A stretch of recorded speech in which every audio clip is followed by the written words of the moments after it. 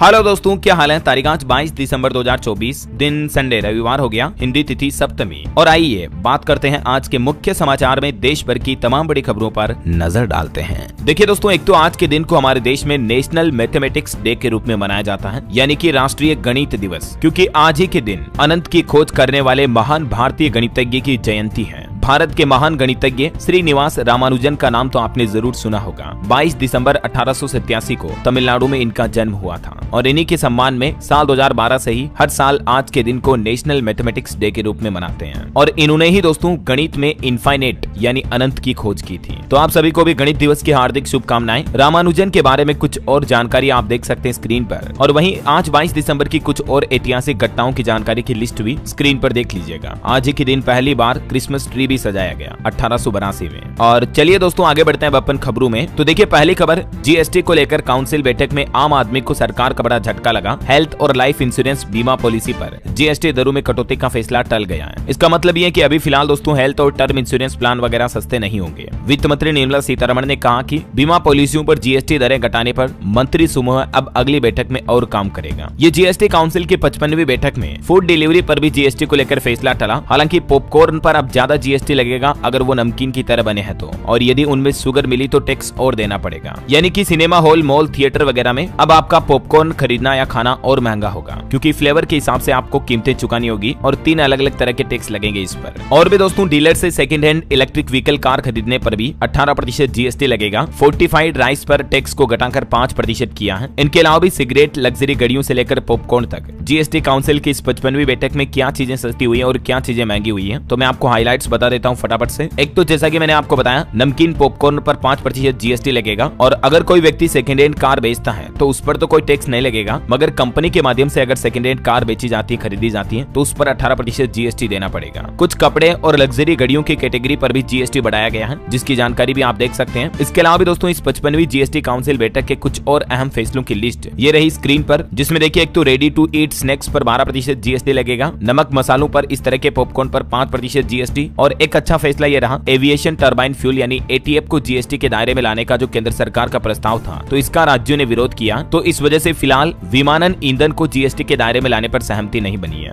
मतलब आपका हवाई सफर करना महंगा नहीं होगा। जो एयरप्लेन विमान में भरने वाला ईंधन होता है तो उस पर फिलहाल जीएसटी नहीं लगेगी, है ना। वहीं जीवन रक्षक जीन थेरेपी को जीएसटी से मुक्त कर दिया है, तो इस तरह की थेरेपी अब सस्ती पड़ेगी। और जीएसटी काउंसिल में फोर्टिफाइड राइस पर यानी फोर्टिफाइड चावल पर भी जीएसटी दरों को घटाकर 5% किया गया है। और किसी भी तरह के जो गिफ्ट वाउचर्स वगैरह होते हैं उन पर अब जीएसटी नहीं वसूलेगी सरकार, तो ब्रांड का प्रमोशन अब आप खुलकर कर पाएंगे। इसके अलावा भी ऋण यानी लोन का समय पर भुगतान नहीं करने पर वित्तीय संस्थानों द्वारा वसूले जाने वाले जुर्माने पर भी जीएसटी नहीं लगेगा। ये भी फैसला लिया गया, वित्त मंत्री निर्मला सीतारमण का कहना है। और दोस्तों इससे पहले जो जीएसटी काउंसिल की 54वीं मीटिंग हुई थी, उसमें क्या क्या बड़े फैसले लिए गए, जिनकी भी लिस्ट और जानकारी आप देख सकते हैं। ओके, तो ये तो रहे जीएसटी काउंसिल के हाईलाइट्स। चलिए आगे बढ़ते हैं अपन खबरों में फटाफट से। देखिए पहली अच्छी खबर, भारतीय अंतरिक्ष एजेंसी इसरो ने स्पेड एक्स मिशन का लॉन्च व्हीकल भी तैयार कर लिया है। और दोस्तों इसकी सक्सेसफुल लॉन्चिंग पर स्पेसक्राफ्ट की डॉकिंग अनडॉकिंग टेक्निक भारत को मिल जाएगी और दुनिया में ऐसा करने वाला चौथा देश बन जाएगा हमारा भारत। चलिए खबर है, महाराष्ट्र में विभागों का बंटवारा हुआ। फडणवीस के पास गृह मंत्रालय सौंपा गया, अजीत को फाइनेंस और एक्साइज मंत्रालय दिया गया, एकनाथ शिंदे को अर्बन डेवलपमेंट और हाउसिंग डिपार्टमेंट सौंपा है। और भी महाराष्ट्र सरकार के अलग अलग विभागों के बंटवारों में कैबिनेट मंत्री क्या क्या होंगे, इनकी पूरी लिस्ट और जानकारी भी आप देख सकते हैं। चलिए खबर है दोस्तों, देश में पराली से बनी पहली सड़क का उद्घाटन किया केंद्रीय परिवहन मंत्री नितिन गडकरी ने। और वो बोले कि पराली से सीएनजी भी बनाई जा रही है, अब सड़कें भी बन रही है, तो इससे प्रदूषण घटेगा, क्योंकि किसान भाई लोग पराली नहीं जलाएंगे और किसानों को भी फायदा होगा, क्योंकि किसानों से पराली उल्टा खरीदेगी सरकार, समझ रहे हो। तो ये वो आम के आम गुठलियों के दाम वाली बात हो जाएगी, किसानों को भी फायदा होगा, पर्यावरण को भी फायदा होगा। चलिए अगली खबर देखिए, एक अनोखी घटना। चेन्नई के एक मंदिर में दान पेटी में किसी भक्त का आईफोन गिर गया, तो मंदिर प्रशासन ने उसे अपनी संपत्ति बताया। फोन मांगने पर जवाब दिया कि अब ये भगवान का है, सिम कार्ड और डेटा ले लो। देखिए मतलब यार, तमिलनाडु चेन्नई के पास तिरुपुरूर के कंद स्वामी मंदिर की यह घटना है। चलिए अगली खबर देखिए, दिल्ली शराब नीति केस घोटाले मामले पर अरविंद केजरीवाल के खिलाफ अभी भी केस चलेगा। एलजी ने ईडी को मंजूरी दी। आम आदमी पार्टी बोली कि अगर इजाजत मिल गई है तो कॉपी दिखाओ। और वहीं दोस्तों अभी एक दिन पहले जो राजस्थान के जयपुर में एलपीजी टैंकर ब्लास्ट की घटना हुई थी, तो उसमें खबर आ रही कि एक रिटायर्ड आईएएस अफसर की भी जान चली गई, मरने वालों की संख्या बढ़कर 13 हुई है। चलिए खबर है दोस्तों, गृह मंत्री अमित शाह ने कहा कि नॉर्थ ईस्ट में अब उग्रवाद खत्म हुआ। 10 साल में 9000 उग्रवादियों ने सरेंडर किया। और उन्होंने ये भी आंकड़े बताए कि केंद्र सरकार ने रेलवे और सड़कों पर पर लगभग 1.25 लाख करोड़ रुपए खर्च किए हैं। और खबर है 5 बार के हरियाणा के मुख्यमंत्री रहे ओपी चौटाला पंच तत्व में विलीन हुए। उनके दोनों बेटों ने मिलकर उनको मुखाग्नि दी। चारों पोतों ने अंतिम रस्में निभाई। ईश्वर इनकी आत्मा को शांति दे। वहीं खबर देखिए मध्य प्रदेश में भी एक बड़ी दुर्घटना हो गई। देवास में गैस सिलेंडर ब्लास्ट में 4 लोगों की जान चली गई। नीचे डेयरी में भड़की आग तो ऊपर सो रहे पति पत्नी और 2 बच्चों की जान चली गई। और दोस्तों मणिपुर हिंसा पर भी रिपोर्ट आ रही कि हिंसा के 600 दिन बाद अब देखिए सेना की शक्ति की वजह से पिछले 1 महीने से मणिपुर में शांति है, क्योंकि अभी वहां इंडियन आर्मी ने कश्मीर की तरह ऑपरेशन क्लीन शुरू किया है। इसके तहत 20 उग्रवादियों को भी पकड़ा जो कि हिंसा फैलाते, हिंसा को भड़काते हैं। लेकिन आखिरकार 600 दिनों में ऐसा पहली बार देखा जा रहा दोस्तों मणिपुर में, जब लगातार 1 महीने से हिंसा की कोई घटना नहीं हुई है। छिटपुट प्रदर्शन के लिए भी कुकी मेते समुदायों की महिलाएं सड़कों पर नहीं उतरी हैं। चलिए अगली खबर है दोस्तों, देश के प्रधानमंत्री नरेंद्र मोदी अभी कुवैत दौरे पर पहुंचे। यहां उनका जोरदार स्वागत हुआ। पीएम ने यहां के 101 साल के पूर्व IFS से भी मुलाकात की। कुवैत में पीएम मोदी ने संबोधन में कहा कि मेरे सामने मिनी हिंदुस्तान नजर आ रहा है। मोदी बोले कि किसी भारतीय पीएम को कुवैत आने में 4 दशक लग गए। कुवैत में प्रवासी भारतीयों से कहा कि मैं आपसे मिलने ही नहीं बल्कि आपकी उपलब्धियों को सेलिब्रेट करने आया हूँ। प्रधानमंत्री ने भारत की तारीफ करते हुए कहा कि नए मिजाज के साथ आगे बढ़ रहा अपना देश, दुनिया की 5वीं सबसे बड़ी इकोनॉमी बन चुका हमारा भारत। और कुवैत में रामायण और महाभारत का अरबी में अनुवाद करने वाले अब्दुल्ला अल बरून ने भी प्रधानमंत्री नरेंद्र मोदी से मुलाकात की। चलिए दोस्तों बांग्लादेश हिंसा मुद्दे पर एक और बड़ी खबर आ रही है कि अब वहां 3 और हिंदू मंदिरों में तोड़फोड़ की गई। 8 और मूर्तियों को खंडित किया गया। इस मामले में हालांकि एक व्यक्ति को गिरफ्तार भी कर लिया है, लेकिन चिंता की बात यह दोस्तों की दिनों दिन बांग्लादेश में हिंदू मंदिरों के खिलाफ तोड़फोड़ की घटनाएं और ज्यादा बढ़ रही है। और बांग्लादेश में हिंदुओं समेत इस साल अल्पसंख्यकों के खिलाफ हिंसा के 2200 से भी ज्यादा मामले सामने आए। अभी दिल्ली MCD का भी कहना है कि दिल्ली के स्कूल बांग्लादेशी छात्रों की पहचान करें और अप्रवासियों के बर्थ सर्टिफिकेट न बनाएं, उनके अवैध निर्माण को भी गिराया जाए। दोस्तों अब आते हैं एक मजेदार न्यूज पे जो कि मेरे सभी ट्रेडर भाइयों के लिए बहुत ही फायदेमंद होने वाली है। हाल ही में आपको बताऊंगा सेबी ने अनाउंस किया है T+0 स्टॉक सेटलमेंट मैकेनिज्म, जो कि अब टॉप 500 स्टॉक्स को भी कवर करता है। इसके साथ ही सेबी ने यह भी अलाउ किया स्टॉक ब्रोकर को कि वो T+0 और T+1 के लिए डिफरेंट प्राइस चार्ज रख सकते हैं। तो मार्केट एक्सपर्ट का कहना है कि इन्वेस्टर के लिए फायदेमंद होगा, लेकिन इससे एडिशनल चार्जेस बढ़ सकते हैं। न्यूज के मुताबिक जो अभी करंट ब्रोकरेज 20 रुपए पर ट्रेड लगता है वो 30 रुपए तक बढ़ सकता है। लेकिन मेरे भाइयों मुझे आप एक बात बताओ, ब्रोकरेज पे करना ही क्यों है जब आपके साथ प्लेटफॉर्म जैसे कि BlinkX अवेलेबल है, जो कि ट्रेडर्स की नीड को अच्छे से समझते हैं। जी हाँ, आप बिल्कुल सही समझ रहे हैं दोस्तों। BlinkX आपको 0 ब्रोकरेज के साथ ट्रेड करने का ऑप्शन देता है। हाल ही में BlinkX ने 3 नए प्लान लॉन्च किए हैं जो कि हर तरह के ट्रेडर्स के लिए परफेक्ट और काफी अफोर्डेबल भी है। इनका 2 महीने का प्लान 249 का, 6 महीने का प्लान 599 का और पूरे साल का बताऊं तो 12 महीने का प्लान आपको मिल जाएगा सिर्फ 899 रुपीज में। इन सब में आप अनलिमिटेड ट्रेडिंग कर सकते हो अक्रॉस NSE के F&O, इक्विटी डिलीवरी, इंट्राडे और IPOs में भी। और हाँ, यहाँ सिर्फ आपको ब्रोकरेज फ्री ट्रेडिंग ही नहीं मिलती है, बल्कि आपको फ्री एक्सपर्ट रिसर्च कॉल्स भी मिलते हैं जो कि आपके ट्रेड्स को स्मार्टर और सेफ बनाते हैं। सेफ इसलिए दोस्तों क्योंकि ये कॉल आपको बताएंगे कब ट्रेड में इंटर करना है, क्या आपका स्टॉप लॉस होना चाहिए और क्या लेवल्स अचीव हो सकते हैं। और ये सभी ट्रेड एक्सपर्ट रिसर्च बेस्ड होते हैं जो आपको इजी और प्रॉफिटेबल डिसीजन लेने में मदद करते हैं। साथ ही BlinkX का कस्टमाइजेबल डैशबोर्ड और एडवांस टूल्स जैसे कि स्ट्रेटेजी बिल्डर भी आपके ट्रेडिंग को सीमलेस और एफिशिएंट बनाते हैं। इसके साथ ही मार्केट अपडेट्स और वीकली वेबिनार भी आपके नॉलेज को बढ़ाएंगे। तो दोस्तों BlinkX आपको वो सभी कन्वीनियंस और फ्लेक्सिबिलिटी देता है जो कि एक प्रॉफिटेबल ट्रेडर को चाहिए। तो आज ही BlinkX को ट्राई कीजिए और स्मार्ट ब्रोकरेज फ्री ट्रेडिंग की शुरुआत कीजिए। लिंक मैंने डिस्क्रिप्शन और पिन कमेंट में दे दिया है।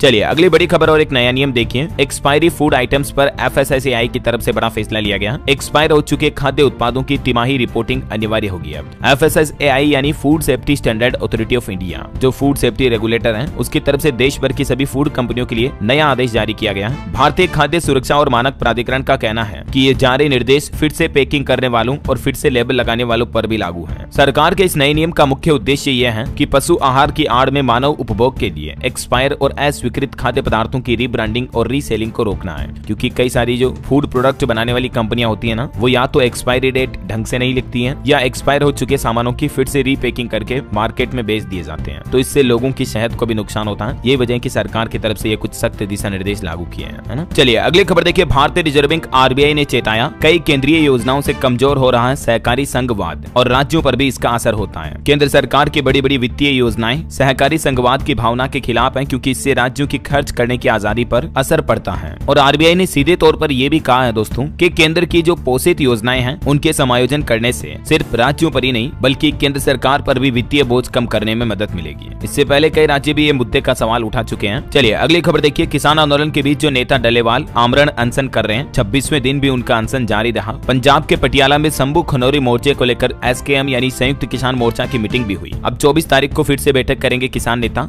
और इधर उत्तर प्रदेश के सहारनपुर में भी देखिए दोस्तों, किसानों ने कलेक्ट्रेट के गेट को ही ट्रैक्टर से तोड़ दिया, एडीएम को भी कुचलने का प्रयास किया। जब ज्ञापन देने पहुंचे किसानों के ट्रैक्टर को जिला प्रशासन के अधिकारियों ने अंदर जाने से मना किया तो ट्रैक्टर चालक ने एडीएम को कुचलने का प्रयास किया। इसके बाद काफी हंगामा सा खड़ा हो गया। वैसे हरियाणा सरकार ने किसानों के लिए एक बड़ी खुशखबरी भी दी है। 24 फसलों की एमएसपी पर मिली खरीद की गारंटी। हरियाणा की नायब सिंह सैनी सरकार ने किसान आंदोलन के मद्देनजर एक अच्छा फैसला लिया है। अभी तक एमएसपी पर पहले से ही 14 फसलें खरीद रही सरकारी एजेंसियां अब 10 और फसलों को एमएसपी पर खरीदेगी। यानी कुल मिलाकर राज्य में अब 24 फसलें ऐसी लिस्ट हो चुकी हैं जिन्हें एमएसपी पर खरीदा जाएगा। और उन फसलों में कौन कौन सी फसलें शामिल है देख सकते हैं आप। रागी, सोयाबीन, जौ, मक्का, ज्वार, जूट, खोपरा से समेत चना, मसूर, सूरजमुखी और गन्ना तक की फसलें शामिल हैं जिन्हें अब हरियाणा सरकार एमएसपी पर खरीदेगी, है ना। चलिए अगली बड़ी खबर आ रही दोस्तों। राजस्थान में फैला बर्ड फ्लू का संक्रमण। राजस्थान के जोधपुर फलोदी में मृत कुरंजा पक्षी में मिले वायरस, पक्षियों की अन्य प्रजातियों पर भी संकट छाया। और वहीं महंगाई पर खबर देखिए। होंडा कंपनी ने भी अपनी कारों की कीमतें बढ़ाने का ऐलान किया है। कंपनी की गाड़ियां 1 जनवरी 2025 से ही 2% महंगी मिलेगी। कंपनी का कहना है कि मैन्युफैक्चरिंग कॉस्ट बढ़ने की वजह से नए साल से ही कारों की कीमतें बढ़ने जा रही हैं। इससे पहले भी आपको पता होगा Maruti Suzuki, Hyundai, Tata Motors वगैरह ने भी अपनी कारों की कीमतों में बढ़ोतरी करने का ऐलान किया है जनवरी 2025 से ही। वैसे इसके अलावा भी जनवरी से राशन कार्ड को लेकर भी भारत सरकार कुछ नए नियम लागू करने जा रही है, जिसके तहत एक तो राशन कार्ड की ई-केवाईसी अनिवार्य होगी, आय सीमा में बदलाव किए जाएंगे, संपत्ति सीमा और वाहन स्वामित्व से जुड़े भी कुछ नियम बदलेंगे राशन कार्ड से जुड़े। वहीं दोस्तों 1 जनवरी 2025 से बैंकों की टाइमिंग भी बदल जाएगी। मध्य प्रदेश के सभी नेशनलाइज्ड बैंक अब सुबह 10 बजे से लेकर शाम 4 बजे तक खुलेंगे। नए साल की पहली तारीख से ही बैंकों का यह नया नियम लागू होने जा रहा है। इसके अलावा 1 जनवरी 2025 से विधवा और दिव्यांग पेंशन में भी कुछ बड़े बदलाव लागू होने जा रहे हैं। और भी दोस्तों पीएफ खाता वालों के लिए भी, प्राइवेट नौकरी करने वालों समेत टोटल 25 ऐसे नए नियम हैं जो 1 जनवरी 2025 से हमारे देश में लागू हो जाएंगे।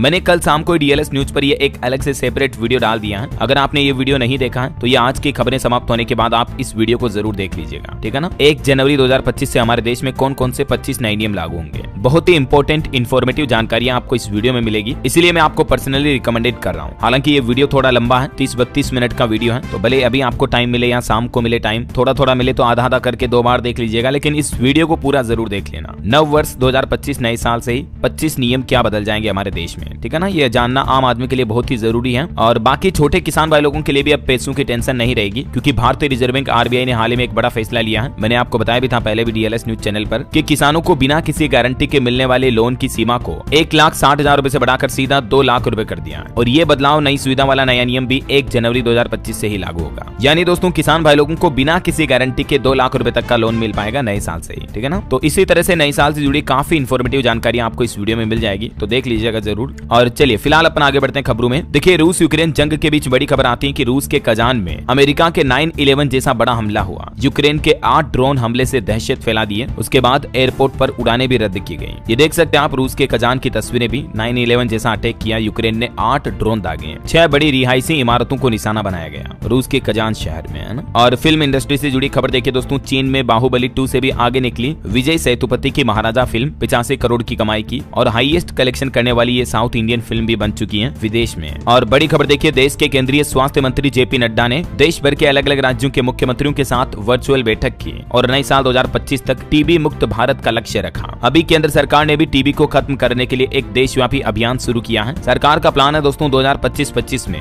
भारत से टीबी को बिल्कुल खत्म कर दिया जाए, इसलिए ये 100 दिन का अभियान चलाया गया है। इस अभियान के तहत देश भर के अलग अलग राज्यों में लोगों को टीबी के बारे में जागरूक किया जाएगा, उन तक उपचार पहुंचाया जाएगा, है ना। बहरहाल अभी तो कुछ और महत्वपूर्ण और काम की खबरें देखेंगे दोस्तों अपन, लेकिन फिलहाल वक्त तो चला है आज के ताजा मौसम समाचार जानने का। और हाँ, एक और बात आपको याद दिला दूं, अगर आप डीएलएस न्यूज चैनल पर पहली बार आए हैं और अभी तक भी दोस्तों चैनल से जुड़े नहीं हो तो जुड़ जाइए। चैनल को सब्सक्राइब करके बेल आइकन जरूर दबा दीजिएगा, मतलब जो घंटी का बटन बन के आएगा ना उसको जरूर दबा देना, ताकि आपको रोजाना की ताजा खबरें, महत्वपूर्ण मुख्य समाचार, सरकार के नए नियम, नई सरकारी योजनाओं की जानकारी सबसे पहले आपके मोबाइल पर मिलती रहेगी। दोस्तों नया साल आने वाला है 2025, आपको ढेर सारी काम की चीजें सिखाऊंगा डीएलएस न्यूज के माध्यम से, जो आपकी जिंदगी में बड़ी काम आएगी। मेरा मकसद होता है दोस्तों कि आपका 1 मिनट भी कभी टाइम वेस्ट ना हो। अगर आप डीएलएस न्यूज चैनल को 1 मिनट 5 मिनट भी देख रहे हो ना, तो कुछ न कुछ इन्फॉर्मेशन आप लेकर जाओ, समझ रहे हो। तभी आपको फालतू का कंटेंट मिलता नहीं है, सीधी काम की खबरें मिलती हैं डीएलएस न्यूज चैनल पर, राइट। अभी आप कहोगे यार डीएलएस भाई खुद की तारीफ बहुत करते हो, लेकिन ये सच है। आप देखना रेगुलर डीएलएस न्यूज चैनल को, फिर आप खुद कहोगे, मान जाओगे कि हाँ यार बहुत बहुत अच्छा चैनल देखा यूट्यूब पर पहली बार। चलिए अपनी ढेर सारी बातें कभी बाद में करेंगे, फिलहाल आगे बढ़ते हैं सीधा मौसम अपडेट में। तो देखिए, एक तो उत्तराखंड में लैंडस्लाइड की बड़ी घटना देखी गई, उसके बाद नेशनल हाईवे भी बंद हो गया। जम्मू कश्मीर के श्रीनगर में तापमान -8.5 डिग्री तक चल रहा। लगभग 150 सालों में तीसरी बार इतना नीचे पहुंचा जम्मू का पारा। कुछ अलग अलग राज्यों के मानसून अपडेट देखिए आप। राजस्थान के 6 जिलों में 4 दिन बारिश के आसार रहेंगे। 2 अलग अलग सिस्टम बनेंगे, इसके चलते 27 तारीख तक राजस्थान में बरसात का दौर जारी रह सकता है। उत्तर प्रदेश में भी क्रिसमस के त्योहार के बाद बारिश की संभावना है। अभी कानपुर सबसे ठंडा इलाका चल रहा है, 2 दिन बाद सर्दी और बढ़ेगी यूपी में। इधर हिमाचल प्रदेश के 7 जिलों में बारिश और बर्फबारी की चेतावनी, 23 से 27 दिसंबर तक हिमपात भी हो सकता है। वहीं पंजाब चंडीगढ़ में भी आज कोल्ड वेव की चेतावनी है। घनी धुंध पड़ने यानी कोहरे छाने के भी आसार रहेंगे। और मध्य प्रदेश में भी देखिए दोस्तों, रात का टेम्परेचर 6.5 डिग्री तक पहुंचा। अगले 4 दिन ऐसा ही रहेगा मौसम। छत्तीसगढ़ में भी 2 दिन बाद फिर से ठंड बढ़ने लगेगी। बंगाल में बने सिस्टम की वजह से 5 डिग्री तक फिलहाल तो पारा चढ़ा है और छत्तीसगढ़ के 4 जिलों में बारिश की भी चेतावनी है। और भी अगले 24 घंटों के दौरान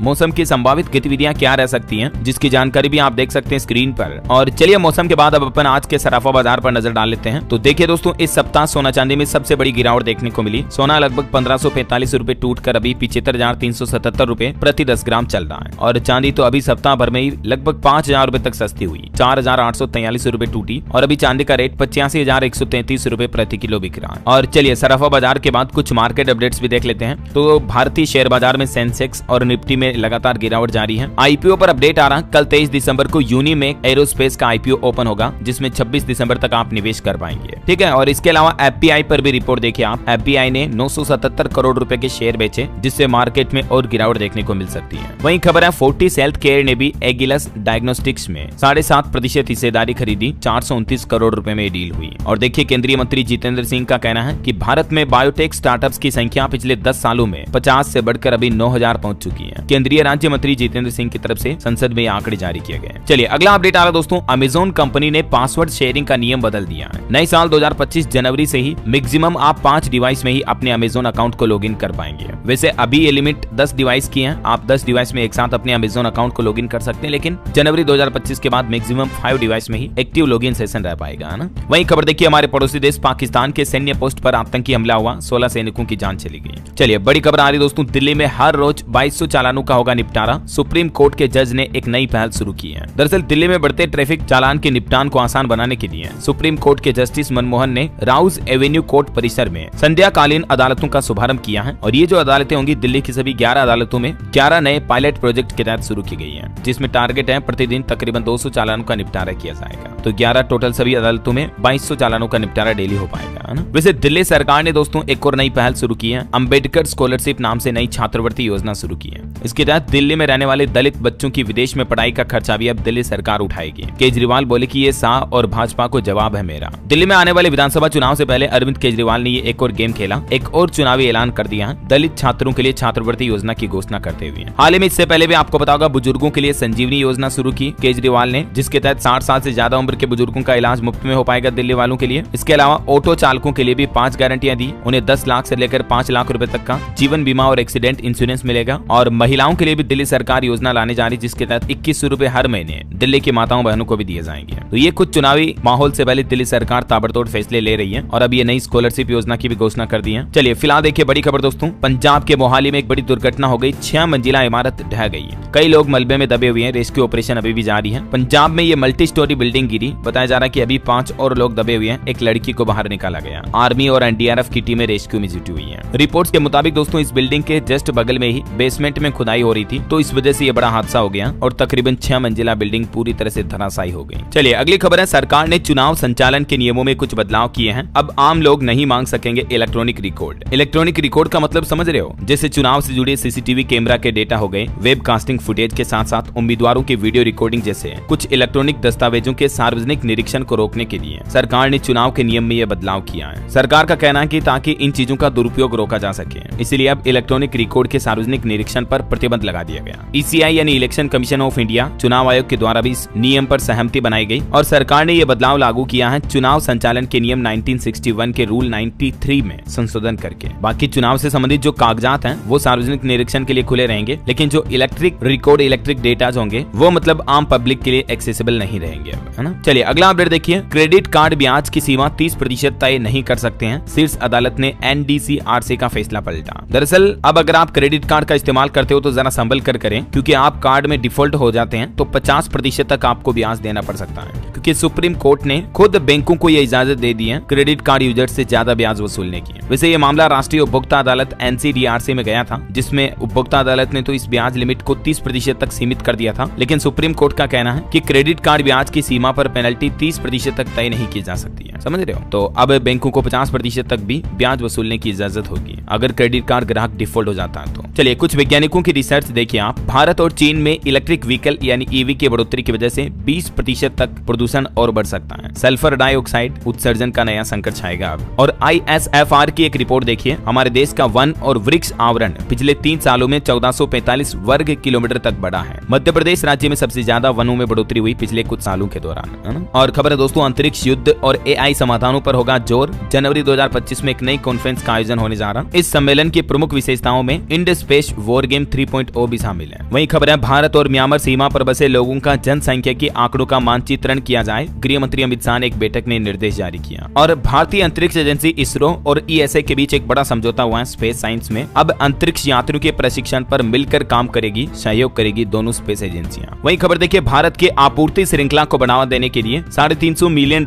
के ऋण हेतु केंद्र सरकार और ADB यानी एशियाई डेवलपमेंट बैंक के बीच समझौता हुआ, यानी लगभग $35 करोड़ के ये नीतिगत ऋण समझौते पर हस्ताक्षर किए हैं भारत सरकार और एशियाई विकास बैंक ने। केंद्र सरकार का कहना है कि लॉजिस्टिक इकोसिस्टम को मजबूत बनाने के लिए ये समझौता किया गया है। अच्छा, रेल यात्रियों के लिए एक बड़ी अच्छी खबर आ रही है दोस्तों। नमो भारत ट्रेनों में सफर करने वाले यात्रियों को सरकार ने बड़ी सौगात दी है। इसके तहत अब आपको किराए में 10% तक की छूट मिलेगी। NCRTC की तरफ से एक नया प्रोग्राम लॉन्च किया है और इसी लॉयल्टी पॉइंट प्रोग्राम के तहत नमो भारत के यात्रियों को किराए पर 10% छूट का लाभ मिलेगा। नमो भारत यात्रियों के साथ जुड़ने और उन्हें नमो भारत टिकटों पर 10% की छूट का लाभ देगा, क्योंकि NCRTC ने ये नया लॉयल्टी पॉइंट्स प्रोग्राम लॉन्च किया है। किस तरह से आप इस सुविधा का फायदा ले पाएंगे, जिसके बारे में डिटेल जानकारी भी आप देख सकते हैं। प्रत्येक लॉयल्टी पॉइंट का मूल्य होगा 0.10 पैसे के समथिंग, है ना? बाकी तो ये लॉयल्टी पॉइंट्स प्रोग्राम कैसे काम करता है और इसके द्वारा किस तरह से डिजिटल टिकट को बढ़ावा मिलेगा, इस बाबत जानकारी भी आप देख सकते हैं। चलिए अगली बड़ी अच्छी खबर आ रही, नौसेना की ताकत और बढ़ने वाली है, क्योंकि भारतीय नौसेना को मिले 2 और अत्याधुनिक जहाज। इनका नाम है सूरत और नीलगिरी। वही खबर है, दुनिया भर में भारतीय दूतावासों ने मानसिक और शारीरिक स्वास्थ्य के लिए ध्यान दिवस का आयोजन किया। कल ही आपको पता होगा दोस्तों, 21 दिसंबर को दुनिया भर में पहला फर्स्ट मेडिटेशन डे मनाया गया। संयुक्त राष्ट्र ने भारत के प्रयास को सफल करते हुए ये विश्व ध्यान दिवस मनाने की पहल शुरू की थी।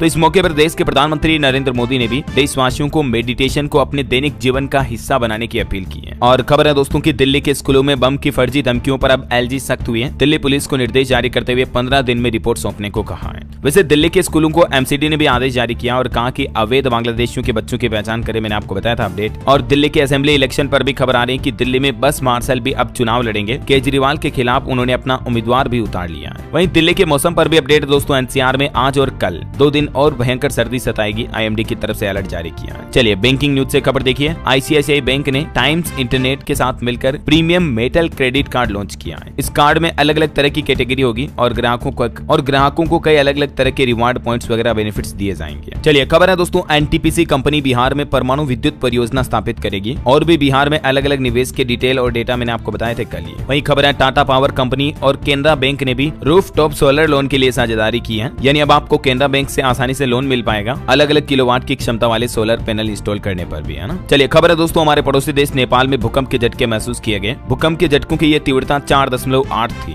और नेपाल से होता हुआ ये भूकंप भारत के उत्तराखंड राज्य से लेकर उत्तर प्रदेश तक भी धरती डोली। दहशत के मारे लोग बाग घरों से बाहर निकल गए। हालांकि ये तो गनीमत रही दोस्तों की जान माल का नुकसान नहीं हुआ, वरना तीव्रता काफी ज्यादा थी 4.8। चलिए अगली खबर देखिए, यूपी के 15 लाख परिवारों को मिलेगा 201 सरकारी योजनाओं का लाभ। हर गाँव से तैयार होगी लिस्ट। जी हाँ दोस्तों, पंचायती राज मंत्री ओम प्रकाश राजभर ने खुद इस बात की घोषणा की है कि उत्तर प्रदेश में 15 लाख अति गरीब परिवारों को केंद्र व राज्य सरकार की 201 योजनाओं का लाभ पूरा देने का लक्ष्य रखा है। इसके लिए हर गांव से 25-25 अति गरीब परिवारों को चिन्हित किया जाएगा और ये अभियान अगले वर्ष 2 अक्टूबर तक पूरा होगा, गांधी जयंती के मौके पर 2025 में, है ना? चलिए कुछ और स्टेट न्यूज अपडेट देख लेते हैं दोस्तों फटाफट से। राजस्थान में 7 साल बाद भरेगा अर्ध कुंभ मेला, 10 लाख श्रद्धालुओं के आने की संभावना है। बाड़मेर जिले में ये मेले का आयोजन होगा 30 दिसंबर को। और वहीं खबर है दोस्तों, यूपी कासे में देखिए, मुस्लिम बहुल इलाकों में 10,000 दुकानों को तोड़ा जाएगा। 900 मीटर रोड 23 फीट तक चौड़ी की जाएगी। कारोबारी बोले कि हम तो इसे बर्बाद हो जाएंगे। और बड़ी खबर देखिए, उत्तर प्रदेश के 1.5 लाख शिक्षा मित्रों का मानदेय नहीं बढ़ेगा। यूपी के मंत्री ने जवाब में कहा कि परमानेंट भी नहीं करेंगे शिक्षा मित्रों को। 20,000 शिक्षा मित्र तो ऑलरेडी नौकरी छोड़ चुके हैं। वहीं खबर है दोस्तों यूपी में महिला रोजगार मेले में भी 1570 महिलाओं ने रजिस्ट्रेशन करवाया। आगरा में ये मेले का आयोजन हुआ। और राजधानी लखनऊ में देखिए आप किसानों को 15 जनवरी को मिलेंगे चबूतरे। लॉटरी सिस्टम से आवंटन होगा। 24 दिसंबर तक किसान भाई लोग इसके लिए अप्लाई कर पाएंगे। चलिए खबर है पहली बार बोर्ड कॉलोनी बनाकर बेचेगा प्लॉट। 5 एकड़ में आवास बोर्ड बनाएगा कॉलोनी। झारखंड रांची निगम द्वारा यह नया प्लान बनाया गया, देख सकते हैं आप जानकारी भी। वहीं खबर है दोस्तों यूपी में 45 केंद्रों पर अब 22 दिसंबर को पीसीएस प्री की परीक्षा होगी। मेरिट में भी लगभग 20,000 से ज्यादा अभ्यर्थी एग्जाम देंगे। और उत्तराखंड में देखिए नए साल में होगा 4 धाम यात्रा प्राधिकरण का गठन। पंजीकरण के लिए टेक्नोलॉजी का बेहतर इस्तेमाल किया जाएगा। वहीं उत्तराखंड सरकार का प्लान है 38वें राष्ट्रीय खेलों को उत्सव की तरह मनाने की तैयारी की जा रही है। 26 तारीख से मसाल यात्रा निकलेगी। 13 जनपदों से होकर गुजरेगी ये यात्रा। चलिए खबर है मध्य प्रदेश में देखिए 20 साल में परिवहन विभाग में 15,000 करोड़ का घपला हुआ। कांग्रेस का कहना है कि हम कोर्ट जाएंगे। जीतू पटवारी द्वारा ये रिपोर्ट तैयार की गई है। वहीं खबर देखिए दोस्तों एमपी के खंडवा में अब थानों में सुनी जाएगी साइबर फ्रॉड की शिकायतें। 14 नए हेल्प डेस्क बनाए गए हैं, जिनसे खंडवा जिले भर में लगभग 1 साल के अंदर ही 512 साइबर फ्रॉड की शिकायतें दर्ज हुई हैं। तो दोस्तों आप भी जरूर सावधान रहें। अनजाने नंबर से फोन आए तो कभी उठाना नहीं है, अगर आपको लगे कि ये साइबर फ्रॉड वगैरह हो सकता है तो, है ना। और भी बाकी इस तरह के साइबर हमलों से बचाव के कुछ टिप्स आप देख सकते हैं स्क्रीन पर। चलिए खबर है दोस्तों आप 300 से ज्यादा टीवी चैनल्स मुफ्त में देख सकेंगे। बीएसएनएल ग्राहक, क्योंकि बीएसएनएल कंपनी ने ओटीटी प्ले के साथ हाथ मिलाया है। दोनों कंपनियों के बीच ये पार्टनरशिप हुई है। वहीं खबर है बिहार में देखिए बीएसएनएल कंपनी का कहना है कि पूरे राज्य में 2000 नए टावरों की शुरुआत की गई है। जिन इलाकों में मोबाइल नेटवर्क की समस्या आती थी तो बिहार में अब ये भी नहीं आएगी, है ना। और चलिए कुछ एजुकेशनल अपडेट्स देख लेते हैं दोस्तों। देखिए सीबीएसई के 10वीं और 12वीं एग्जाम में अब 50% होंगे कॉम्पिटेंसी बेस्ड क्वेश्चंस, जिससे कि स्टूडेंट का तनाव कम होगा। तो ये भी सीबीएसई की एक नई अच्छी पहल है। और खबर है सुप्रीम कोर्ट ने नीट यूजी प्रवेश प्रक्रिया को 30 तारीख तक बढ़ा दिया है और इन सीटों को भरने के लिए नए सिरे से काउंसलिंग करने के निर्देश भी दिए। तो नीट यूजी काउंसलिंग 2024 को लेकर सुप्रीम कोर्ट ने यह बड़ा फैसला सुनाया है। और अंतर्राष्ट्रीय न्यूज पर खबर है दोस्तों ब्राजील में भीषण सड़क हादसा हो गया। बस और ट्रक की टक्कर हुई, 22 यात्रियों की जान चली गई। सऊदी अरब में भी देखिए एक डॉक्टर ने जर्मनी में सैकड़ों लोगों पर गाड़ी चढ़ा दी, जिसमें 5 लोगों की जान चली गई। 200 से ज्यादा घायल हो गए। और चलिए दोस्तों अंत में आज के राशिफल पर नजर डाल लेते हैं। देखिए कर्क राशि वालों को आर्थिक फायदा मिल सकता है। सिंह राशि वालों की नौकरी में स्थान परिवर्तन की भी संभावना है। वहीं वृश्चिक और मकर राशि वालों की भी जॉब और बिजनेस में बदलाव की संभावना है। मीन राशि वालों को करियर में अच्छे मौके मिलेंगे। और हाँ दोस्तों आप मुझे कमेंट करके बताइए कि आप भारत के कौन से राज्य में रहते हैं, ताकि मैं आपके राज्य सरकार की नई योजनाओं की जानकारी, नई स्कीमें भी आपके मोबाइल तक पहुंचा दूंगा। आज मैं आपसे कोई डीएलएस माइंड क्विज का क्वेश्चन नहीं पूछ रहा हूं, सिर्फ आपको अपने राज्य और जिले का नाम इस वीडियो के नीचे कमेंट में लिखना है। साथ ही इस वीडियो को लाइक और शेयर करना। डीएलएस न्यूज चैनल को सब्सक्राइब करके बेल आइकन जरूर दबा देना, रोजाना ऐसी इन्फॉर्मेटिव काम की महत्वपूर्ण खबरें जानकारियां देखते रहने के लिए। ओके, ख्याल रखिएगा अपने आप का, अपने परिवार का। मिलेंगे अगले नेक्स्ट अपडेट में, तब तक के लिए जय हिंद, जय भारत, वंदे मातरम।